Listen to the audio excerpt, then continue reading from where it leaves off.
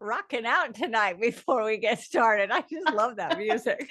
Do you not dance to the music while you're waiting? I totally do. I think turned my camera on thinking we were starting, and then I realized, oh, I'll just keep dancing. I think I dance every session and maybe every third session they catch me on camera and stay lucky. That's how we do. How are you doing this evening, Dr. Nielsen? I am doing absolutely wonderful. How are you? I love that. I'm doing well this evening. It's good to see you. And I am so very excited for our conversation this evening because I know it's something that sits so dear to both our hearts for so many different reasons. And I'm so grateful that I get to spend the next 60, 90 minutes just like exchanging thoughts with you and then also with our audience because I know a lot of people resonate with what we do because it really does um, offer that next step when it comes to personalized care. Absolutely. Absolutely. Yeah. And So so, I have to tell you, back mhm, when I was in pharmacy school, which was decades and decades ago, mhm, when I was graduating, I yeah. wrote an article called The Plastic Prescription. And Mm, I foretold mm, about the day when we would carry plastic cards and there would be your ID on it, and there would be your health history, and there mm, would be a record of all of your medicines that could go from provider to provider yeah. and pharmacy to pharmacy. At the time, everything was hand typed, hand taken in, hand transferred, that is how old I am. And the interesting thing was I was going into medical research. I'd already been had Yeah. some published papers, and I had the dean of my school said, "I will help you publish this." Now he had these huge sites set for like US pharmacist and JAMA and all this. And I published it with the Oh, local, Nebraska Pharmacy Association. Well, he's yeah. like, "Well, you've ruined it. That could have been so good because you have this foresight." The reason I tell that Mm, story is we've been seeing a trend that has mm, foreshadowed where medicine is going. yeah. Yeah. And it's now that people need to know about it because times have shifted so Yeah. quickly. So Yeah. now you're located in Canada, I'm located Yeah. in the US, but there are a lot of similarities about what's happening. And Yeah. so I would Yeah. love to hear what is happening with Canada and healthcare and patient care right now. Oh, mon Dieu. Mon Dieu. Without bringing politics into it, right? I think often what I'm seeing both driven by patients and interestingly as well doctors, right, is a desire for more integrative medicine in every sense of the word. Integrated insofar as I think, the awareness around clinicians and their administrative staff per se can't be doing it all. And so a little bit of offloading administration onto patients, right? So integration of doctor and patient, but then also really integrating in different technologies, right? How do we optimize that? How do we leverage computers to optimize not even how we diagnose, but how we manage our wait rooms, how we manage all the things? And so I would offer currently within our healthcare system, there's a lot of trying to re-envision because Canada, for those who aren't aware, is relatively socialized medicine. It's largely something that is operated and owned by different levels of government. And to that end, there's a lot of care and concern as to how those dollars are spent. And so while it may not be the most optimized system in the sense of, things still leak out from an administrative perspective, there's a lot of energy and effort, I think, right now going into to optimizing that. Both from the way the doctors and patients engage, but then separate to that, how are we spending our healthcare dollars? Because just like my neighbors south of the border, there's a lot of value in how far that dollar can stretch in the patient care setting. Well, it's interesting because I had lunch yesterday with a Mm, colleague of mine whose husband is a hospitalist. mm, And, he has gone through 10 or 12 years of training, and this mm, is his first year as attending. And for a hospitalist, for what, if people don't know, is he spends all his time in the hospital looking at critical patients and moving them to the next level so they can get out of the hospital. So he does kind of some quick and dirty, whether it's 2 days, 4 days, and then moves them out and then Mm, moves them to another provider. But I'll tell you, after 1 year of being an attending, mhm. he's already getting burned out and he's already looking for a change on a way to get out of the hospital. Because what he said is his hands are so Yeah, tied. You have to prescribe X, Y, and Z. You have to be yeah, in and out in this amount of time. You have to have, you can only have this budget on drugs. yeah, And he's seeing, well, maybe this patient needs this, or maybe this patient doesn't need a drug, but they yeah, need a different therapy. I can tell you that my father several years ago was in the hospital for 6 weeks because post surgery, you can't release somebody from the hospital until they can defecate, till they can poop. mhm. So nobody could get him to poop. So they were pushing it in and pulling it out and pushing it in. Well, Oh, wow. I had tried to go a few times and my mom just kept saying, wait, wait, wait. Finally, I went in. It took some probiotics, it took some digestive enzymes, and it took 2 ounces of aloe vera for 2 days. We had him pooping in and out of the hospital. In 6 weeks, they couldn't figure out how to get him to poop because of their protocols. Yeah, So here they're talking about relocating their whole family because he's like, I want out of this mess. yeah, I can yeah. also I would tell you, imagine so. I have another girlfriend who is with a major healthcare system. She's a nurse practitioner and she is in a specialized, Mm. well, I can just say she's in cardiology. And she has opinions about cardiac drugs, statin drugs, Yeah. various things. And I said, so I don't think that everybody has to have statins, and I don't think cholesterol is a bad thing.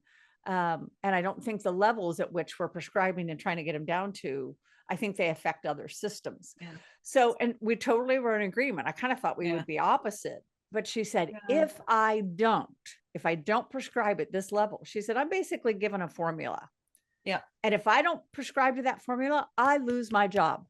yeah, And I said, well, you're no longer practicing medicine. You're now just a cog in a machine that spits out what the dictators mhm, or those who give edicts, whether it is the hospital, whether it is the board, whether it is pharma, are telling you there's no more practicing. It's just rubber stamp. I And these are people I really respect and I feel yeah, sorry for them. yeah, yeah. I think we see a similar trend up here. I think it's most marked within our family doctors, our GPs, in large part because if I will borrow a collective opinion from several GPs I know, they feel like a glorified triage system. There's an element of someone comes in for cardiovascular, I prescribe the following, and I do not get to step outside of that.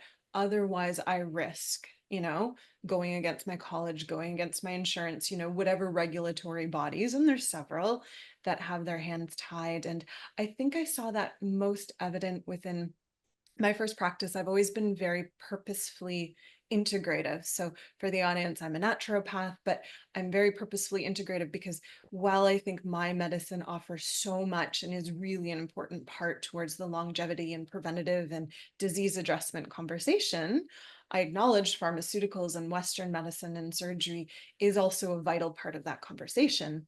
So my goal has always been, how do we intelligently integrate? So when I was looking for my first practice, I was very purposeful in finding a medical practice with MDs that aimed and sought to do integrative medicine. And during that, my years there, I found one of the most interesting things, especially as there was more rapport and trust between myself and the doctors, was there was almost moments of, and I'm putting emotion, I'm describing their emotion, they may not claim this, jealousy and envy, that I had a little bit more flexibility, because oftentimes we would mutually see clients, the client would present the concern, and the MD would say, okay, here's my solution. By and large, it was, to your point, what was prescribed by whatever colleges they needed to adhere to. And then I would say, okay, well, here are my options. And, here are my options. Here would be when, let's try this. And if it doesn't work within this period of time, or we don't see the shift, maybe we try medication, right? It would be a little bit more flexible with, let's see what we can do with diet, lifestyle, and other interventions, supplements, herbs, before we go there. Right. And I had that flexibility because to an extent, we wanted to offer that client options.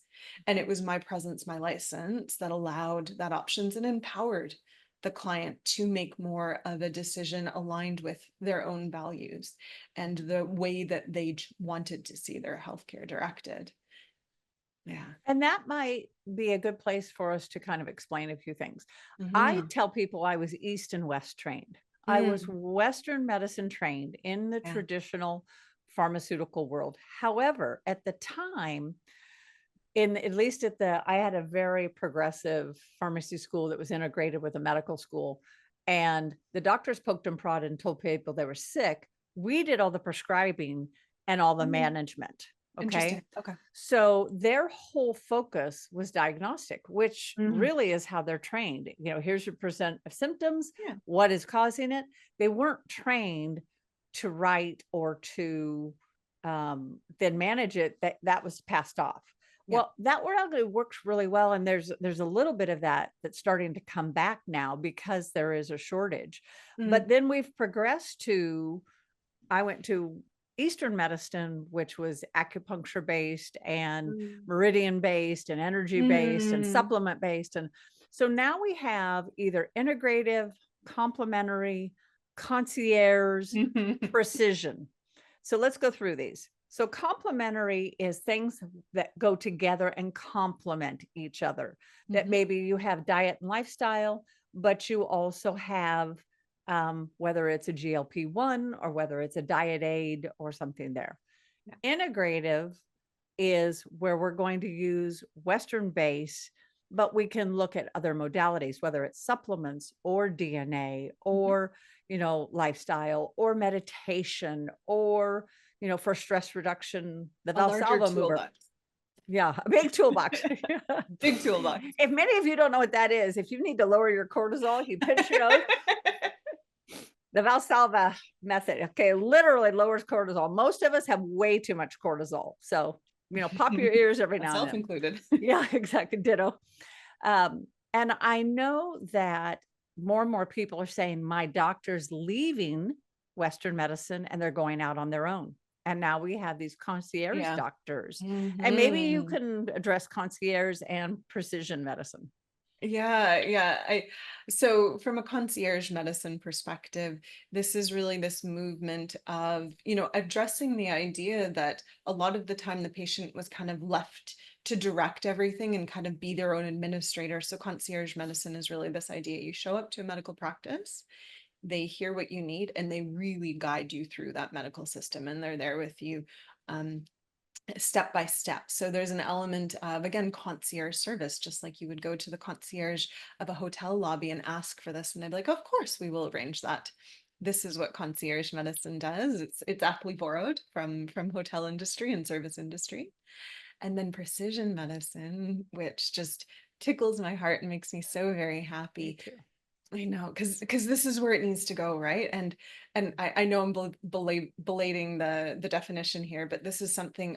Honestly, when I was training, I didn't think I would see this quickly. I thought it would be something that would come at the close of my career, and here we are talking about it in a realized way. So precision medicine is really focused on, instead of how do we fit a patient into a standard template. So for example, you have a heart attack, there's a very defined, and Dr. Stephanie can articulate it very clearly, there's a very defined prescription regime, and you're not really allowed to step outside of that unless you have a frank allergy, right? That Mhm. is what is prescribed, the doctor must. So precision medicine is this idea of, instead of trying to fit you into a template, we're trying to be more precise based on data and technologies that afford us that increased precision, right? So data technologies, right? The genetics that we do, be that from a functional perspective or from a pharmaceutical perspective, right? More precise in the sense that we can offer more testing We can look at where your biome's at. We can look at where DNA methylation patterns and how stressed and where that stress specifically is occurring within the body, and really, it really brings into this idea, the idea of collaboration and patient autonomy and patient choice, right? Instead of fitting you into a template, the idea of precision medicine is says, okay, well, what's your goals? Because my assumed goals for you may not actually be yours, or my assumed values within medicine, i.e., I choose pharmaceuticals or I am completely against them, right, may not necessarily be yours. So let's understand what your values are and how we best support you within that, Right. with education as the backbone, right? If a patient comes to me within a precision model and is like, I refuse to do pharmaceuticals and that is best called for in that instance, we make sure they're aware of that. We make sure they're aware of the risks and then support whatever it is they're deciding. So there's a big element as well of education within the precision model, Sure. that I think is really important, because to make your own choice, you have to be educated in the options, right? So Well, and I think one of the things that people don't realize is the CEO of the DNA company, Tracy Wood, mm, she and I have been partners and um, friends for 20 plus years. We've been in mhm, several different medical businesses together, and she was actually a practitioner herself. And I think the thing that I love, in fact, I think Tracy's on, and maybe we can bring her on in a minute. I think the thing I love when she said to me, "Could you come work with us and be part of this?" is I've all the things that I never liked about my practice, or all the things I wish I could do, I now have a platform that we can make reality. So all the things, the multiple testing or the yeah, patient experience or the whole, actually getting shit done, it's come in with A and get out, without it. Um, she is creating and she listens to our clients, whether it's what do you want to hear on a podcast, whether it's what do you want to hear on a webinar, or how do you want to receive care. So, Tracy, if you are there, if it's not just your AI to check on us, I would love for you to pop on for a minute. Okay, first of all, my AI is not there to check on you, doctor. Well, I'm just saying for legal Although reasons. For legal I, I reasons, we might should. I might want to add that in case you tell anybody about any of the things that you and I have done when traveling over the last 20 years. I didn't say a thing. I just said we've been friends for 20 years. And you know what? Friends, things stay quiet. That's right, right. Shit gets real. Yeah. So I think that there's a couple of things, right? There's trends in healthcare, right? And if you're looking at what's happening now, we're seeing obviously increased telemedicine, which was important for us to do because we have patients all over the world, right? We're not just an American company or just a Canadian company. And then the value-based care, right? People can't afford shit, right? They don't have any money. They're paying $75 for 18 eggs, and I think bacon is now extinct. So, people have to be able to get more for their money, right? And value based care for us was really that focus to shift towards where providers are paid on health outcomes rather than on just clocking in and clocking out, right? So that was one of the important things. And then to speak to what Dr. Kosterman said, precision medicine, personalized medicine, there's a massive trend, right? And in fact, I think we put a poll together for you guys. So take a look at the poll. And if it's finished, we're going to have you pull that up here for a second, Julius. But personalized medicine really is basing everything on gene data, health data that comes from looking at genetically how you are made. We didn't have that benefit 15, 20 years ago, right? And now we do. When you take that with the AI automation, you add in, the barriers to access, you create kind of this perfect storm, which yes, we're on track for. Dr. Nielsen, almost called you by your first name. We are on track for, right? And we really are working hard for it. We have patients that have literally gone everywhere. These people have tried everything. We've got an aging population. I mean, the average life expectancy right now in America is 77 years old. Women generally have 5 years more 5.9 years more than men do. So 72 to 77 is the average ages. We've got people in their 80s and 90s coming to us, talking to us about longevity. So whatever we're doing wrong, we're doing right, right? And really, again, trying to make it affordable, make it so that people are being heard, are being treated, and then giving them that action plan, right? I mean, Dr. Nielsen, you and I talk about this all the time. What's the takeaway? What are we going to give these people to do? I mean, they have to take an active role and advocate for themselves, right? You have to take an active role in your healthcare. You don't just sit there, wait for some guy to come in a white jacket. 7 minutes later, you're treated and treated and on your way home because you don't feel better yet. It's not going to change anything. But if you go and you look at the root cause, right? Symptomology is easy to manage with a drug. But if you look at the root cause, that's life altering, right? So it is important what we're doing here, but it's important that everywhere is doing it. It's important that it's catching on. It's important that more people are looking at options. I mean, and if you look at the numbers, Julius, bring up that poll for us, please. So how much do people spend on healthcare? I So mean, what the I majority see- of your what, Yeah. $5,000? Yeah, 0 to 5 grams is about 54%. And then the next 40% is 5 to 10. Mhm. So that means 95% are spending between 0 and 10 grand a year on their health. Right, And that's about right. Yeah. right. You know, and what are you getting for that? Are you guys happy with what you're getting? I mean, raise your hand in the chat if you're happy with what you're getting. And I would hallucinate the answer is no. I mean, look at our third question. How long are you spending face to face with your doctor? We got people at 8 to 15 minutes. Clearly, you don't see a doctor in Anaheim Hills, California, because you get you get 7 minutes. I mean, that's what you get. So, you know, I think that what we're doing is important. I think the conversation you guys are having is important. And I think that when you look at the trends on healthcare, there's a lot that can be impacted with AI. There's a lot that can be impacted with genetically driven supplementation. Carol is not happy. Carol, I'm sorry you're not happy. If there's something I can do to help you, Carol, I got you.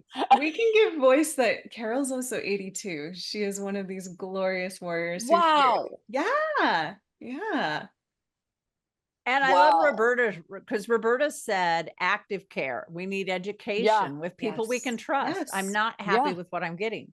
So I think that's why, you know, we wanted to say on here tonight, some things we want you to look at. We want you to look at what are you getting for what you're spending? Because one of the things that I know being in active practice is that people are paying, okay, so you're paying your 5,000 or 10,000 a year. And then what do you get for that? You get a few prescriptions, maybe. You maybe get a few well checks, you know, standard. Somebody decides that, you know, you get a pap smear or you get a blood draw or you get a whatever. But what are you actually getting for that? Because most people, there's over 50% of the people are on high deductible plans. In the area I'm in, over 75% are on high deductible plans. That means they're spending $6,000 to $12,000 a year for their deductibles. Now, when they look at their prescription coverage, some people have $200 or $500 deductibles, and then the insurance really kicks in. Some of them have $2,000 to $5,000 deductibles, and they didn't even know it. But, you know, when they keep going, why is my medicine so much? It's like, because you have a $2,000 deductible and you haven't met it yet. And they're like, what are you talking about? Nobody ever told me about that. So a lot of times people don't even know. So I'm going to ask you a question. If you're spending, let's say, $6,000 a year, because we had some at 5 and some up to 10. If you spent $6,000 a year, but you don't know what you got for it, what if you invested that same $6,000 a year in yourself with benchmarks, key performance indicators? Anybody who's worked for a major corporation knows that we came up with this problem. We need a solution. Here are the points along the way. Here we get the result. One of the things that I value the most about the DNA company and about Tracy and about Dr. Kosterman are we have 73 actionable genes. So I saw Janice say that she paid for her program with her FSA. Then she took a card, or the insurance sent a note to her doctor and said, "Tell us why she needed to pay for this. Tell us why she needed to have this done." And her physician, in their maybe ignorance or just not knowing, maybe that's ignorance, said it's preventative.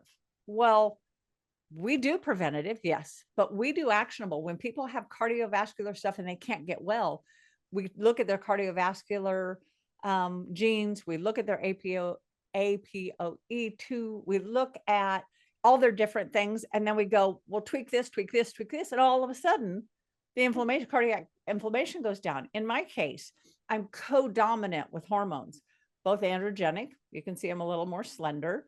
Estrogenic is more round, okay? But I have estrogen toxicity, so I have to be careful with estrogen. So, okay, I learned this and I'm like, super, I'm on bioidenticals and I feel fabulous. Well, then thank goodness we have other tests. I did some very specific hormone testing and I saw my estrogen going down the wrong pathway that could have led to very dire results. So putting together to go, now I know my genes, now I know my potential, now I see my results. Whoops, about face, what are we going to do? This is the supplement we're going to do. Here's the diet change we're going to do. Here's how we're going to tweak my bioidenticals to put me back on the right path. So this isn't just preventative. This is actionable medicine that you can do. And I will tell you, if you haven't heard, Dr. Kosterman's been working her hiney off, and we're about ready to add more genes, more actionable genes, about 10 or 12 more actionable genes that are going to give you more results. And those of you who are customers, you'll get your profile updated and you don't have to pay anything for those extra 10 genes that you can now put action on. So I'm all about action jackson. I'm about get it done. What about you, Dr. Kosterman? Action Jackson. I love that. I've never heard it, but I'm gonna borrow it. Sure. I would offer that's important because why else invest the time, energy, and effort with someone, right? Like I think, let's be honest, there's a small population that just kind of likes to come and wax and pontificate with their doctor, and cool beans, but most people come because they truly do want to improve a health outcome or live in a better way. And let's be honest, we also want the quickest route to doing that. We don't want to spend a lot of time trying to figure it out. We want to get there quickly. And I think that's one of the beauties and the values of precision medicine and of genetics in general, right? It cuts a lot of that guesswork out. I found in particular in my practice, I think my practice has wound down a little bit. I still practice, maybe not as heartily as before, because to your point, I'm working on all these new genes and the science and our research. But in my practice, I found in particular in very active, complex cases, genetics came in to an extent to save the day. And I don't mean that to the extent of they pinpointed exactly what was wrong, but for complex cases in particular, right? So someone who has a lot of things going on, they're going to all the doctors, right? They've seen everyone under the sun, and they themselves, and Steph, I know you can really empathize with this. They've seen everyone under the sun. They're trying to find that root cause. They're trying to find what's going on, and they're retelling their story over and over and over again. And there's an element when you retell a story so many times, it becomes static. It no longer becomes true because you're simply spitting it out, as opposed to truly checking in with yourself and your body as to what's going on.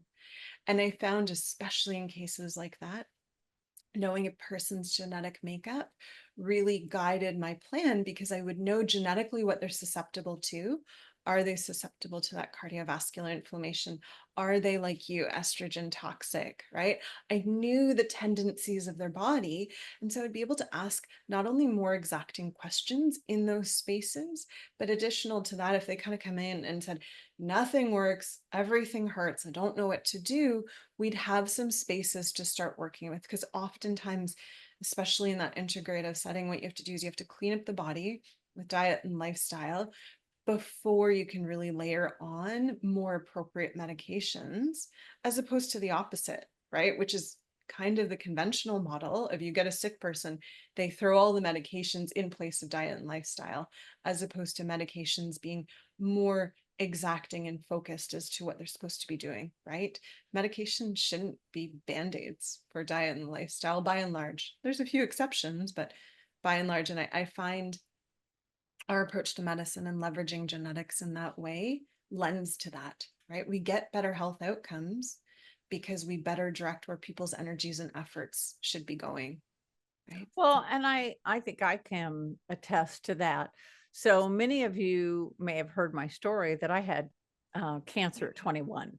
So I was a very sick kid. I was a skinny, scrawny kid that couldn't gain weight. I always had a snotty nose. I, was wheezing and coughing. I was on asthma medicine chronically, and nobody could figure out what was wrong. So all my pediatricians, anybody, it was just like, feed her antihistamines, keep her away from cats, give her an inhaler. I would do the physical the president's physical fitness award. And I don't know that you guys had this, but this was a thing in high school where you had to run and jump and you had to do so many sit-ups and so many pull-ups. And I won it every year, but I was also the kid that when they did the long run, I would end up with an asthma attack at the end because I have exercise-induced asthma, or I had. And then I would be the one with the paper bag over her head, breathing into it so that I could recover. Well, long story short, I am a celiac. And as a celiac, most people think of gut issues. However, your gut is mucosa, okay? And mine, I'm a silent celiac. So mine manifested in my lungs. So every time I had a lot of sugar, I would get asthma. Then they would hear wheezing. They'd put me on antibiotics. Then I developed candidiasis. Nobody knew I was a celiac. It wasn't until my father's sister, so my aunt, developed bipolar disorder. She'd been in and out of psych hospitals 5 times. It was just crazy, Aunt Pat. But we had a young resident that said, I think your thyroid's off. I think nobody's treating your thyroid. And when he started treating her thyroid, he said, you've got to get off dairy and gluten. And then he ran a gliadin test and found out she was celiac. Well, our whole family is celiac. So we all carry celiac genes. Some people carry a non-celiac gluten intolerant gene. So we're all gluten intolerant. And the funny thing about that is my father's family were wheat farmers. So our whole livelihood was surrounded by what was making us sick. No man in my father's family lived past the age of 50. And my dad was sure that he would die at the age of 50. So fast forward, I developed cervical cancer because I had so much yeast that I would have 2 weeks of being well, 2 weeks of 2 weeks of getting sick, 2 weeks of antibiotics, and we'd start all over. Would have 9 to 12 rounds of antibiotics a year. And I had a yeast infection for 9 months straight. Well, chronic inflammation, guys, I'm going to tell you this. Chronic inflammation leads to chronic disease. And in my case, it led to cervical cancer. So no amount of drugs, no amount of immunosuppressives, no amount of anything was taking care of this. And finally, I had again a resident. So pay attention to those residents because they're young, because they're open, because they're eager. And he said he was raised in India and his grandmother was raised in the folk medicine of India. So here we go in the integrative part. And he said, you don't need all these drugs. You need to change your diet. And I was like, well, how do I do that? So fast forward, I ended up spending 2 years on a severely restricted diet. I took 143 pills a day. I still didn't understand my genetics or what I could and couldn't have. But now it's so beautiful because now you can have your children tested. You can have your grandchildren tested. We actually have youth kits where the kids can suck on like almost like a spongy lollipop kind of thing. But whether we spit, whether we swab, whether we suck, I mean, the great thing is I had a neighbor just 2 years ago that had a child that couldn't defecate. And I said, let's clean up the diet a little. And she's like, we have a perfect diet. And for them, they were perfectly vegetarian, lots of rice, lots of milk, lots of sugar, because her husband had a sweet tooth. And this They're kid had carbitarian. cement. Yeah, they were carbitarian. Carbitarian. Yeah. And so this kid had cement. We started putting some non-sugary carbohydrates or vegetables in there. We cut back and added some seeds instead of, and as much as she did not want to do protein, we add some egg. All of a sudden, her kid could poop, you know? Yeah. And it was like, let's do some DNA and let's find out. Well, I found Yeah. out their whole family is lactose intolerant and they live on milk. And she was horrified. She's like, but for years, for decades, Yeah. my family, this is all we've had. And I said, yes. And your mother has rheumatoid arthritis, and your father has heart disease, and your brother is autoimmune, and you are autoimmune.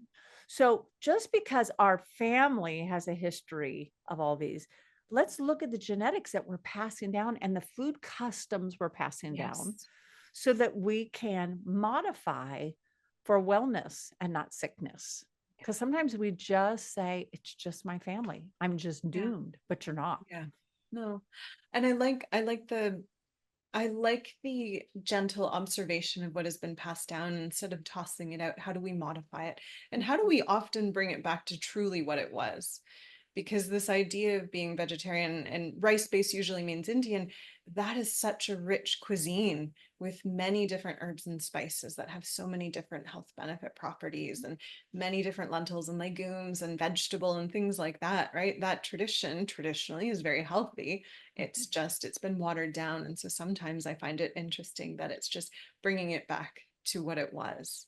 Right. And what the body resonates with more. And I think that's a very important part of the care that I see you offer people. And I think the care that we try to offer people is that the human element of it. Right. I think I can give the most perfect clinical plan, but if it's not something a person is interested in or willing to adhere to, it's all for none, right? It doesn't matter. So I think that that's part, at least for me, of precision medicine, right? Honoring the human that's before you and figuring out what they want to be doing and what they're willing and open to do, right? We have to educate, we have to challenge. If you've never had a vegetable, we're going to challenge that. You're going to have a vegetable, but we do that in a way that works for you, right? Does that make sense? Well, and it does. And I think people underestimate lifestyle. I think people underestimate lifestyle medicine.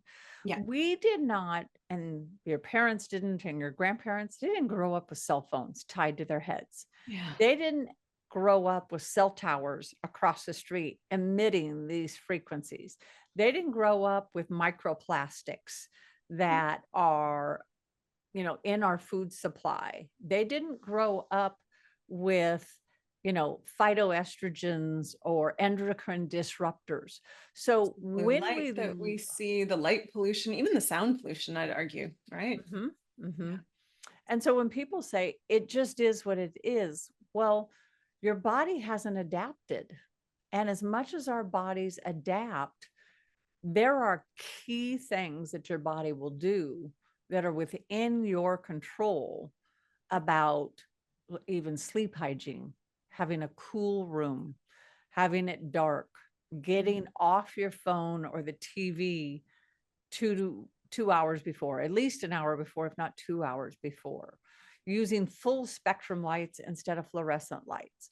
I mean, there's a lot of things you can do to empower yourself. And I think a big part of it starts with testing. So I see a lot of people say, well, I'm not sick. I don't have any problems. I just want to prevent. That's great. And I wish everybody was like that.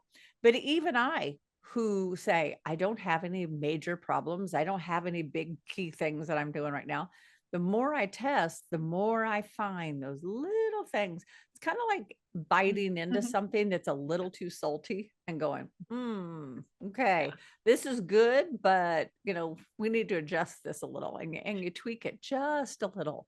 That tweaking, go ahead. Yeah. Can I offer an anecdote around that? Please. So when I got my 360 done, my genes first run, this would have been 5 years ago, maybe. I don't do time very well. At the time, I was a naturopath and plant-based. And so I say that to mean I was plant-based, but very intelligently so. I wasn't a carbitarian. My diet from a mineral perspective, from a protein perspective, from all the things was very tuned in, including the supplementation. Now, I became plant-based when I was 10 or 11. I was pretty young at the time. And at the time, I had to do the research of like, okay, cool, what am I going to be missing? And B12, very obvious. Most people know if you're plant-based, you're missing your B12. So I went out and was like, cool, I'm going to get my supplement. And I looked into what is the best B12. And at the time, the research was like, use some methylcobalamin, right? That's the active form. That's the best form. So for 25 years, I was on that. Steph knows where this is going because Steph knows my genes. 25 years, I was on my methylcobalamin. Okay. And I get my report back and I have genes that just find methylcobalamin, that very specific form of B12. And everyone say hello to Nikita. And that very specific form, we can't control things. That very specific form of B12 was just not something that sat well with my DNA. And I'm like, man, but I've been on it for 25 years and I need it because I can't get it through my diet. So I must be fine. That said, I did a trial, right? I took it out for a month and simply the shift in inflammation in my body was quite dramatic because that one supplement for me was not a form that was appropriate and was disrupting my methylation. And as we know, methylation is one of the key actors when it comes to, detoxification and body regulation and gene regulation. So simply changing that markedly shifted my health profile. And I say that as someone who my job was to be healthy, right? I knew my diet well, I knew my science well. There was nothing per se wrong with the way I was executing it from a nutritional perspective. It's just there was adjustments that my DNA offered, and it was quite delightful, that change, and I was very grateful. I started listening to a lot more insight from my DNA report after that. Well, and I think the GSTT, our glutathione genes, I thought everybody needed a ton of glutathione. I mean, glutathione is the most powerful antioxidant we have. Unlike a vitamin C that you use it and then it's gone and only lasts 12 hours. And then, you've got to replace it again. It is something that turns on and turns on and turns on and keeps going and keeps going and can be reused. And I'm like, it's so powerful. I put everybody on glutathione, good, bad, or ugly. And if it didn't work, I put you on higher levels of glutathione. Yeah. Then I joined the DNA company and I learned there's a lot of people that cannot use glutathione. Yeah. And then it makes their inflammation worse. Yeah. And holy flippin' roly, I felt like I needed to go back to all these people and go, oh my gosh, you've got to get your DNA done because I don't know if I'm hurting you. And as a provider who really, throws herself into, you come in with X and you want to get rid of and end out with Y, to know that I innocently, this is why we call it practice, guys, because we don't have it right yet. We just still trying. Some things didn't work. And I'll tell you, I have a very high success rate. I have over a 90% success rate. I would say even close to 95. But I'll tell you, I would stay up nights with that 5% that I could not move the needle or not move it enough, or goodness gracious, maybe miss something because I didn't know. You don't know what you don't know. And that is why it is so critical, whether you're looking at the DNA 360 or if you've got gut issues, look at the gut 360.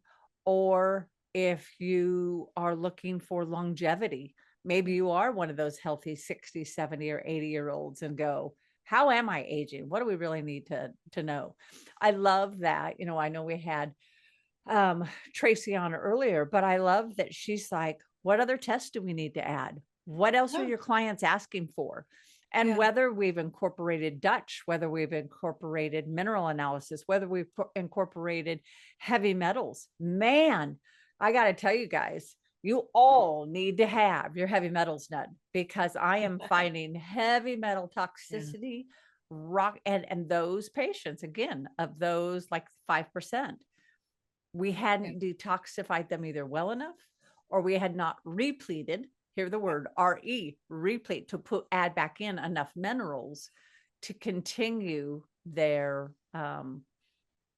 mineral or their heavy metal Yeah. extraction. People are always obsessed with kind of that kill phase, right? Kill the biome, kill the heavy metals. They forget that repletion phase. Yeah.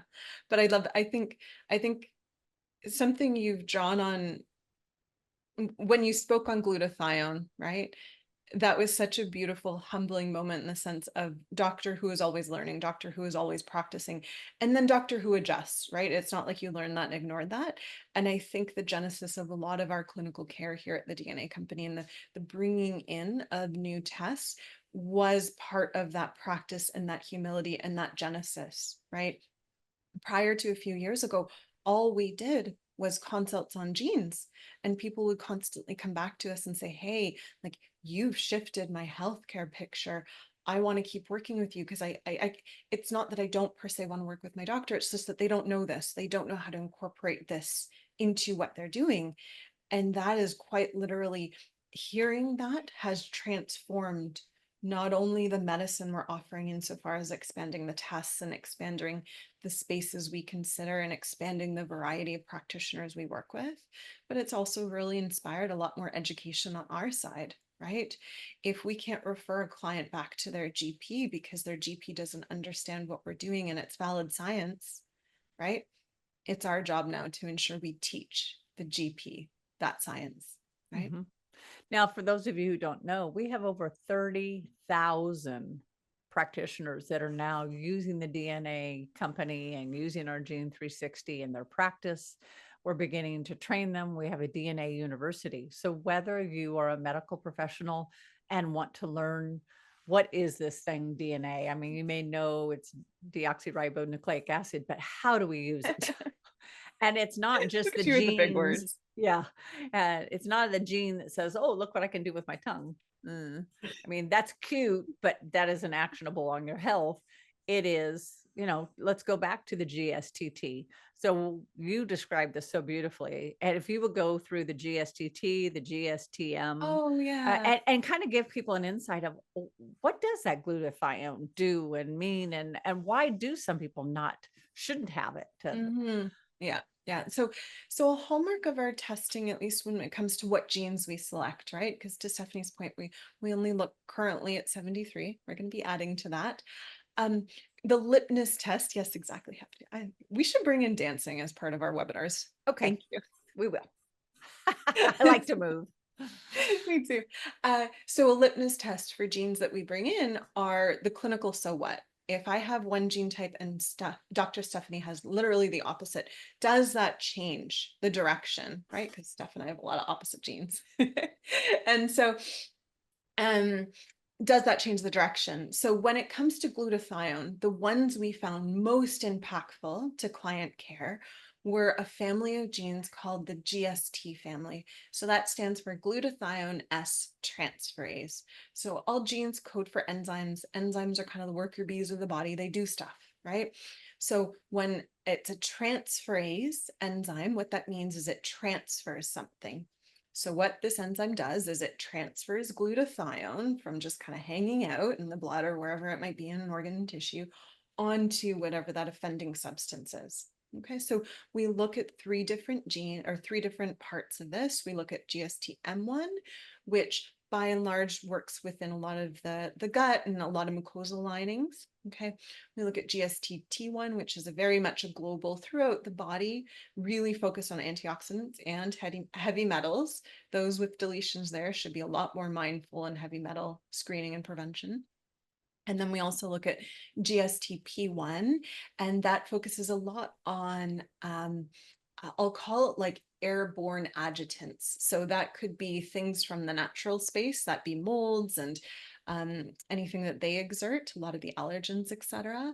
And separate to that, that can also be things that people put into the air. So herbicides and pesticides and off gassing and all that And gross stuff. perfumes and fragrant candles in your house, Yes, yes, plugins, and yeah. yes. Yes. For those who were there last night, we did a webinar on dimensions, and we really talked about the impact of all of these on that sort of like on this. And so glutathione, its job is to attach to these offending agents and help usher them out of the body, right? Now, where kind of what Steph was going with some people don't respond well. What does that mean? So again, by and large, everyone's pretty good at making it, glutathione, right? It's the most plentiful, most strong antioxidant within the body. Where people have differences is how well are they able to attach it, right? And so if you're not strong in attaching it, you have a poor profile, it means independent of how much glutathione either your body is making or you're supplementing with, it means you can't necessarily use it and attach it, right? So what Dr. Steph was very innocently doing, I've done at some points in my career, many other doctors are doing, is if the patient isn't responding with our strongest antioxidant, you're like, oh, wow, your burden must be great. I'm going to throw more at you. Very much that American thought of more, more, more. But what, hey, it's in Canada Represent too. that. It's it's a North American Oh, concept. fair Us enough. Canadians are just as guilty. Fair enough. North America, I'll include the qualifier there. So we throw more, more, more. And what happens though is, I think the phrase is like the devil's playground is idle hands. So you have this surplus of glutathione within the body. You can't attach it. So it's hanging out being like, cool, I'm just waiting to be attached to something. It gets bored, it's idle. And what it tends to do is go to places where there's plentiful negative charge. Where is that? The mitochondria. The mitochondria is the guy that's playing with a lot of electrons to create energy and do its work. So what the glutathione does is it actually goes into that cell and disrupts that process. You disrupt all the work that the mitochondria is doing, right? So energy production, cellular direction, immune influence, right? So that is sometimes people will legitimately get sick off of a glutathione IV momentarily because you're disrupting that mitochondrial function, right? And I really say this to mean if you have a poor glutathione profile, does that mean you can't take glutathione at all? That is not the advice. The advice truly is work with a practitioner because there's many other considerations.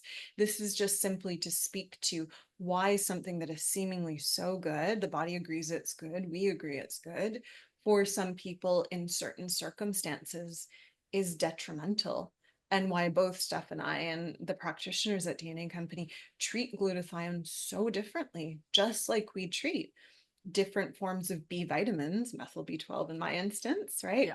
Very differently. Once you know more, you can do better. And so that is our goal, right? Becoming more exacting and precise in what we know so that we can then offer that to the care of others. If it's interesting, Roberta says every time she goes to her daughter's house, she walks around and unplugs all of the plugins and the Sentis and everything because they bother her so badly. You and I, So, girl. GSTP. Okay. Yeah. I got you, you and I, Roberta. Me girl. too. I will tell Yeah. you, I was in a Airbnb one time. This guy was massively obsessive compulsive. He had 33 of those plugins in this house that we rented. And I went and unplugged them all. Could you smell the house down the street? Good Oh Lord. my gosh. Oh my gosh. And then he actually had cameras on us and he said, plug those all back in. And we're like, no, we're not. He charged us afterwards for unplugging his plugins, but they were making us sick. It was like I was going to throw up. It was so bad.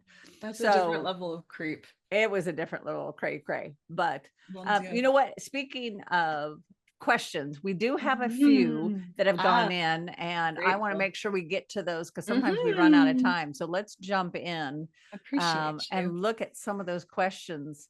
And we love that you guys give questions. We love that you're here learning. I hope you have your DNA report. When we do these, I really encourage you to get your DNA report out. And so when we're talking about whether it's a GSTT, look and see what yours is and say, oh, do I recognize that? Do I not recognize that? Look at and say, gosh, all of these say I'm good. Well, then you're probably good. I mean, that's great. But if you have questions, that's why we have sessions. Whether you do a one-off session, whether you do a series, if you are just coming for training, awesome. If you're coming because you have an issue you haven't resolved, we have, those. And if you guys will put in the chat how somebody could reach out and learn more about the programs and learning about working with a practitioner. And if somebody's coming or knows somebody who has a something they just haven't been able to solve, they just can't get over it. They've gone to 2, 3, 5, 20 doctors. We actually have a new program called Precision. And Precision is anywhere from a 6-month to a year-long program. You have multiple practitioners. You have a team, back to collaborative medicine, where you have a team that works through.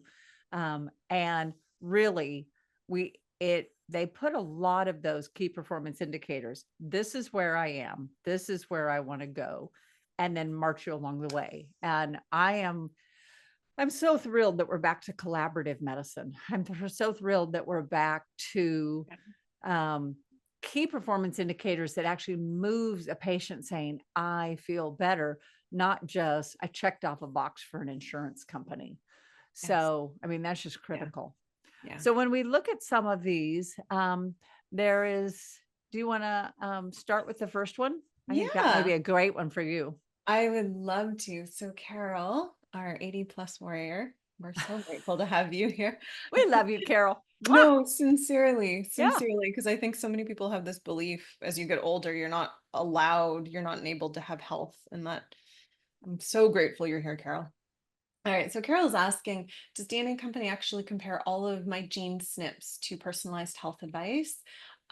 She mentions a specific MTHFR SNP that she has, as well as an NOS and a few other cardiovasculars.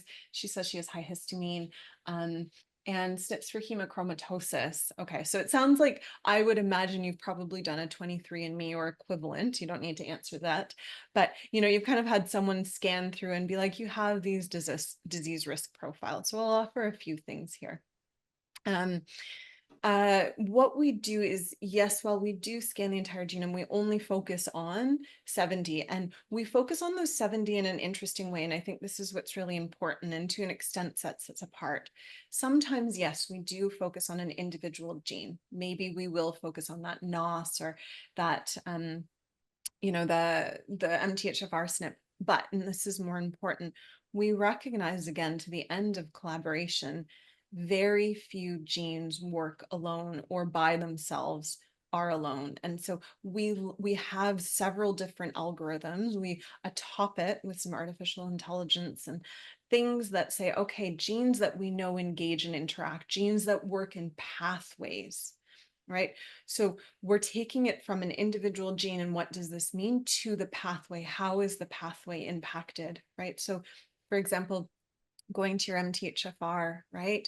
That's really popular right now, insofar as a lot of clinicians will look at it as an individual gene and recommend things, prescribe certain forms of B9 based on that alone. Our algorithm, our work, our research on this, on methylation, recognizes there is at least 7 genes that impact this. And a consequence to that, we never counsel off of just MTHFR, we counsel off that entire family. Because if you know your MTHFR and prescribe off that alone, you might be hurting yourself. You're not looking at the entire team. SHMT1 is very important there. Okay, so do we look at all your genes? No, we look at the ones that matter, and we don't look at them alone. We look at them in pathways. We look at them from the larger perspective. Okay, so additional to that, and this is different from most companies, we also look at your genes in different ways. So you mentioned SNPs. SNPs are kind of single, oh, I always mess this up. Single Nucleic nucleotide peptides. polymorphisms. Mhm. Thank you. So close. It's the end of my day. So we do look at SNPs, but there's other qualities and characters to your DNA that we look at. So for example, when I was talking about the GST family, 2 of those, GST-T1 and GST-M1, we look at copy number variation. What does that mean? So we're no longer looking at SNPs. We're no longer looking at one section of that gene. We're asking the question, how many times does this gene repeat itself in your DNA? It's kind of like an information play. The more information, the more copies you have of this, the more you're going to produce. So we take it a step beyond just what are the SNPs there? What are these things that science was initially obsessed with, to different qualities and characteristics of the DNA. So we look at SNPs, we look at CNVs, copy number variations, we look at indels, which are insertions, deletions, right? And we also, there's one gene that has a very specific protocol that we effectively look at the length. How much information do you have? Information is king, right? We look at it from many. It's a foot long hot perspectives. dog instead of just the little 6-incher. There you go. Hot dogs, the very thing you refuse to eat, and here you are talking about them. I love it. And some people were asking some more methylation questions, like Yeah. what else? What other ones? And I think I heard you mention at least one of them, but we look at 4 different methylation genes, don't we? Oh, I would offer, so hold on, I'm going to count them in my head, 7, or at least 7 SNPs. Okay. Yeah. So we look at 2 SNPs of MTHFR, we look at SHMT1, we look at MTR, MTRR, and then additional to that, we look at one that's indirectly involved, FUT2. Yeah. So like when Bennett asks about the methylcobalamin, go Yes. back and look at your profile and see all those. And then a lot of time adenosyl cobalamin may be a better option if Yeah. methylcobalamin doesn't work. I will Correct. also tell you, so I have MTHFR and I'm like, oh, I have to use methylcobalamin. Here's another one of my things. So everyone should be on methylcobalamin. Well, as Dr. Krista had said, what ends up happening is depending on the other genes you have, you can end up getting spun out in almost a serotonin syndrome where you're just like panicky and heart racing and sweaty. And Yeah. so you either need to rotate or you need to use the adenosyl form, or you need to maybe use 1 dose here and 1 dose here, or maybe just a couple times a week. So there's lots of ways that you can work within that. And so methylation is key. And that actually goes to the question that I was going to answer, which was Nick. And so, Nick, how does the menopause symptoms help with the DNA? Well, first of all, what we have is are you androgen dominant? Are you estrogen dominant? Or in my case, are you co-dominant? Do you have estrogen toxicity? Do you go down the wrong pathways? Do you have genes that then you can produce DHT, which is for the hair loss? Do you have issues with fat? Because most of the hormones after we go through menopause are being produced by your fat. Do you have carbohydrate issues, like with the AMY1 gene, and where too many carbs then create even more cortisol? So it goes into the whole hormone cascade. I happen to be one of the hormone practitioners that we do, and I am also trained in saliva testing and in Dutch testing and mineral analysis. And so a lot of times when people come in and say, I just haven't been able to get my hormones right, we're going to do your cortisol. We're going to look at the metabolites and how your hormones break down. We're going to look at all your genetic pathways. So when you look at your genes, that gives you an idea, how is the house built? And if you imagine going room to room and kind of like in a playhouse, maybe there's a slide. Which slide do you go down? Do you end up in the kitchen or do you end up outside and you have to come back in? I love that analogy. Or to go down into the basement, the root cellar. Okay. And maybe you were going down slide 1, you thought you were going to end up at the kitchen and you ended up in the root cellar. So we can look at which pathway do you have a tendency. That's your genetics, but your epigenetics are what foods, what is your stress, what is your sleep, what endocrine disruptors do you have? And then those can, again, manipulate which areas they go down. In my case recently, I was feeling great, but I was having a little bit of tenderness. I was having a little bit of bloating, looked at my hormones again and found out I was going down one of the wrong slides. So I added a couple supplements to push it toward the other direction. Boom. Took a week. All of a sudden symptoms are gone. But knowing my pathway and being able to overlap, if anybody knows what a Venn diagram is, you take data from one circle, overlap it from data with another circle, overlap it from data of another circle, and where all the circles intersect, that's where your answer is. I think when we take lifestyle medicine, food, supplementation, DNA, traditional labs, and we put all those together, you get this really great area that you can work with that turns into one of these, because all of a sudden you finally get to the root of the issue, and it feels so good to not only be heard, but to see things moving forward, which I really love, really love. Yeah, no, it's empowering, right? And there's an element too of it. You can act preventatively in your best interest, right? You know what good is, and you know how to adjust back to good. Mhm, I mhm. like that. And then Janice was asking about someone in Massachusetts. Yeah. Janice, if you will reach out to Brandon, Brandon put his name in there about a Yeah. consult. He can point you toward somebody in the Massachusetts area. Brandon, if you want to pop your email in again. Yeah. And Marianne, yeah, go ahead. Brandon can also, Janice is asking about a specific gene that she's not able to find, and Brandon can support her finding that in our report too. Perfect. And then Marianne wants to know about glutathione. I think we covered that. You will all be getting a replay. So Yeah. there has been a lot of information tonight, and you'll be able to go back and listen to that again. I do encourage you to go back and listen to the area where Krista went through all of the gene and all the glutathione, because there is a lot there. Get your DNA out and take that with you and be able to do that. And then we've got a question about how does a client or provider capable, let's see, about working with, let's see, where is it? How does the client provider capability to allow our functional doctors? Yeah, go for it. So, Jim, I guess it sounds like you have a great established relationship with your functional doctor. And if they're looking to learn more about the functional genomics and how we apply them, how we use them, they can come into our DNAU. So, DNAU, we have a lot of coursework and functional genomic practitioner certification for clinicians to become certified to understand how to use our test and how to apply it to healthcare. So that's somewhere that they can go.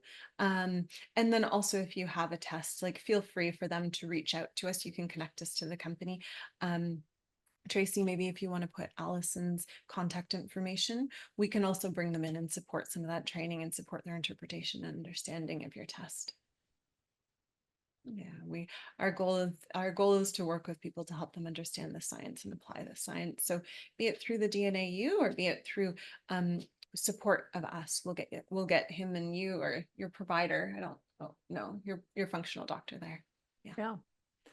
There's a quick note from Anna, who's another 80-plus-year-old woman, and wonders if it's even worth testing for her hormones at her age. She's only been on hormones sporadically. So, Anna, I say absolutely yes. It depends. How long do you want to feel good, sweetheart? The reason I say that is because CMS, who runs Medicare, just came out with a study in May of this year. This is a retrospective study, 10 million charts over 20 years. And it was women 65 all the way up to 95. As far as these people were staying around, they were testing them. And they found women who'd been on any form of HRT, whether it was bioidentical, non-bioidentical, whether they'd been on for 2 years or 20 years, that overall their incidence of chronic disease, whether heart disease or dementia or cancers, in all cases was lower than without it. So it is never too late to supplement your hormones. Metabolic health, hormonal health is the basis. Hormones, your insulin, aren't your doctors always talking about insulin stability, blood sugar stability? Your pancreas is critical. Your estrogen is critical. Your testosterone, you lose your testosterone, you have no VIP or vigor. So yes, it's worth getting it tested. It's worth getting supplemented. Absolutely. Now, Krista, I would love for you to address, there was another question that just is so near and dear to my heart, which is Nancy. Nancy says, I have a family member with mental illness. Would the DNA test help? I will tell you, Nancy, that I'm going to refer to Dr. Chris with this, but this is the only company that I have seen that really digs in and gives some solid answers. Having an aunt who was bipolar, having a grandfather who had severe depression, having other family members that have OCD and anxiety. Man, did I learn a lot Yeah. once we started looking at our DNA here, because the reports were so valuable about providing insight on what's happening with neurotransmitters. Yeah, sorry. And the question is specific to mental health. Was there anything more specific beyond that, or just mental health in She general? just said that I have a family member who's been diagnosed with forms of mental health, and there have been 3 incidents of psychosis where the Ah, person has basically lost 7 or 8 years, goes in and out of psychosis, and off and yeah. on meds. She Yeah. is Canadian. Mhm. And so they're just wondering if the DNA company could help with, Yeah. giving insight on that. Yeah, I would offer two different thoughts there. My first thought would be, especially with populations like that, medication comes to mind because it sounds like there's quite significant disease burden. And one of the biggest barriers to getting someone on medication, especially the appropriate medications, tends to be it takes a while to find the right one. Right. So we do offer a test called the PGX test, which includes a whole suite of antipsychotic and other sort of agents that I would imagine probably are being or have been tried. And so what this report looks at is based on the person's genes, what are the drug gene interactions? Namely, if this person takes it, A, is it going to have a high adverse reaction burden? And separate to that, is it something that will realize adequate benefit, right? Some people who take drugs, they may not actually see the benefit. So there's a lot of research, especially in the space of psychiatric medications, as to how do genes interact with these medications.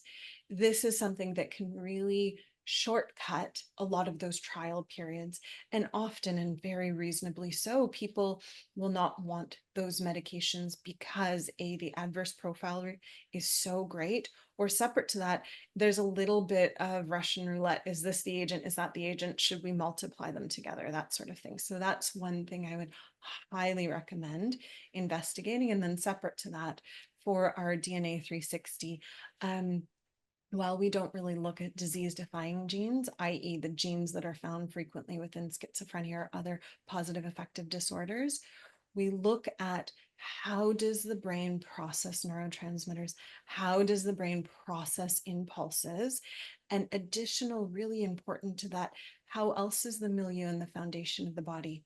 A lot of psychiatric conditions have been associated with certain gut profiles or nutritional statuses or mold and other toxin burdens. Is that the reason they are?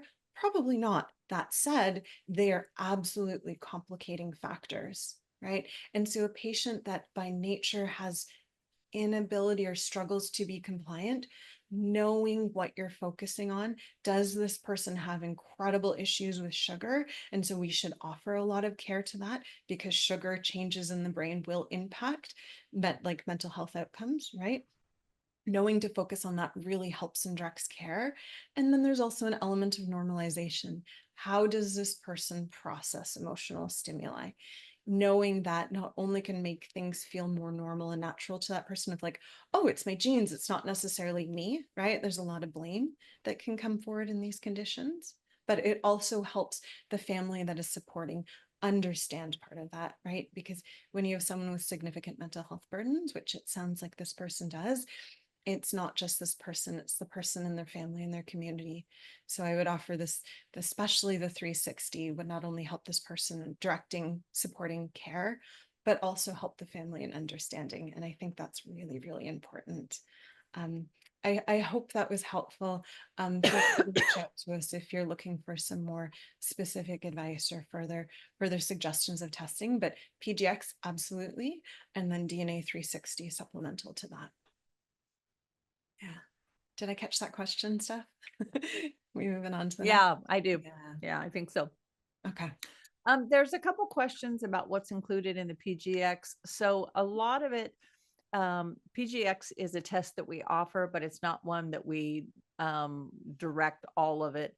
There are cardiovascular, there's psychotropic, there are anxiolytics, there's kind of a random catch-all. I'm trying to think of all the different categories. As a pharmacist, I get to do a lot of the PGX consults. We're grateful for you. And those tend to be my major ones that I see on there. HRT is not on there. And if you have a specific question, it says you developed a pulmonary embolism. I would look more at your DNA and your vascular inflammation related to that. And it could be a couple other things. Stacy also had questions about ordering across state lines.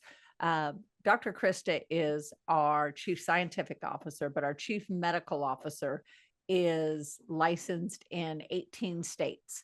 And so we have no problem ordering. We have access to just about every state. I think there's one or two that we don't. But baseline labs can be ordered. HRT can be ordered. Dutch test can be ordered. Hair tissue analysis can be ordered. There's a lot that we can do. You then get your results. Then you have a conference with a practitioner to go through those and put that all together. Yeah. So anything jumping- else you want to cover? Oh, well, I was going to jump back into the questions, and I Okay. think this next question is really appropriate for you. So, do we have better information on DNA and how to detox mold? So, do you have any thoughts, like, as opposed to, like, I mean, first evaluating environmental burden, but also just thoughts on how one goes about detoxing mold? Yeah. Well, so I find that mold is really related not only to the glutathione pathways, the gut issues. You've got to look at, I'm really fascinated right now with peptides and looking at certain foods that cause histaminic, looking at old houses and different things. But then there's a very delicate balance there. If you look in the chat, there's quite a bit of stuff about gotmold.com. And we are partnering with them because they are experts at that. And you can put in the code DNA code 10 and get a discount at Got Mold. So I think that it's a combination of your detox pathways and being able to overcome the limitations of your body to detox. And then knowing, just like my candidiasis burden is a lifelong burden because of the dozens and dozens, if not hundreds of antibiotics I took, it is foundational. If you have weeds in your garden and it's been there for 100 years, you're just going to have weeds in your garden. I just have candida, but I manage it. I keep it, I don't have, if you look at Chinese medicine, you can look at the back of your tongue to see if it's all coated.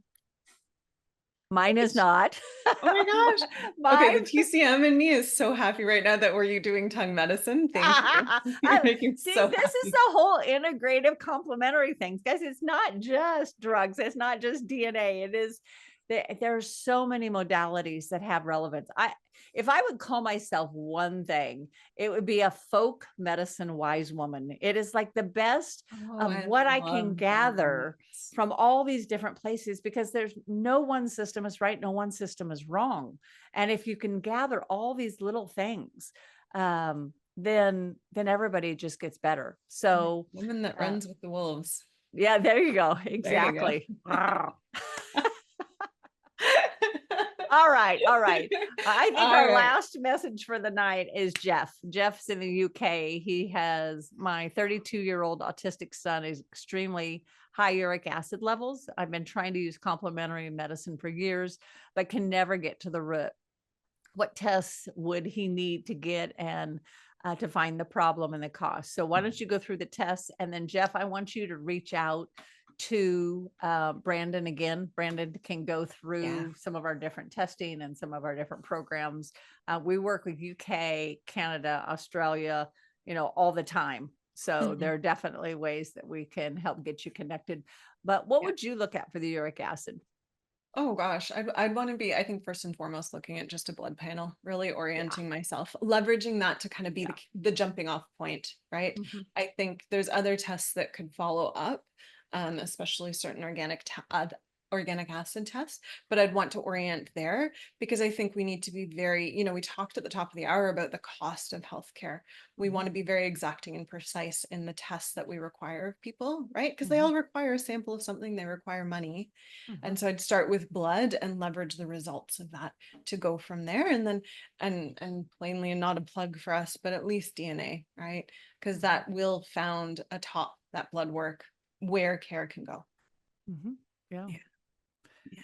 Well, Dr. Krista, I always love spending time with you. And I always love your Likewise. brilliance. Every time we're together, I learn something more. And the grace with which you integrate medicine, natural medicine, Chinese medicine, and now take AI and put it in so that it can just augment all of the things that are in your brain and then integrate it together.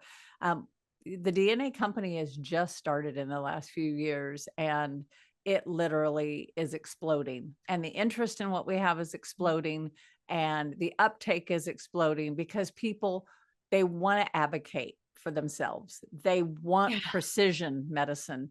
They want to be in a test group of one, and they want demonstrable results. And it's because of your brilliance, the team's brilliance, Tracy's brilliance. I'm just And humbled to be, yours. I am humbled to be Girl. part of the team. You're a that vital does so part of the much. team. Yeah. Well, Yeah. I appreciate the whole team and what they do to serve our patient population. And we Yeah. appreciate all of you greatly. Thank you for hanging out with us tonight. Thank you for learning. Get your tests back out, go through again. And if we can help you, we would love to reach out to the company, whether you get on our webinars, whether you decide to go into DNA University to become, your own best advocate, whether you decide to work with a practitioner or try one of the new tests that we have that really makes a difference. It's all about you. Yeah, I saw it earlier, I think from Betty or from Anna, which is the quality of life is more important than the quantity. I used to think it was so vitally important that it was the quantity. And now watching my parents in their late 80s, not interested. You know what? My grandmother, my dad's mom, went to 94. You will love this. I'm going to close with this story. And at 94, she went up to her bridge. They came out, and her car had a V in it. It had smacked into a pole, and the light pole had crashed over. And they said, oh my gosh, what happened? You left your keys in the car and somebody crashed your car. And she goes, no, that was me. They said, why didn't you tell us? She said, because I knew you ninnies would come out and make a fuss, and I wanted to play bridge. So they played bridge. She went home. She ended up falling down the stairs, went into the hospital, and they said, we're going to put you in a rehab hospital. And she said, over my dead body. She went to sleep that day and never woke up. She did what she wanted. She was balls to the walls. She was bat out of hell, but she wasn't going to disrupt her card game, and she certainly wasn't going to go to an old folks home. And if I can get to 94 being that ornery, that spicy, and that head determined, you know what? There are people that say she is hell on wheels, and you know what? I come by it naturally. You're carrying on that lineage with pride. I'm going to borrow that lineage from you. I adore it. Yeah. That tells me so much about you, and I love it. Yeah. She just decided, she shut her eyes, and they went to wake her the next morning to pack her, and she was gone. She just said, hell no, I won't go. And with all of that, thank you for staying with us to the very end. We appreciate all of you. God bless you. Be well. We'll see you next time. Thanks, everybody. Have a great night. Great job, team.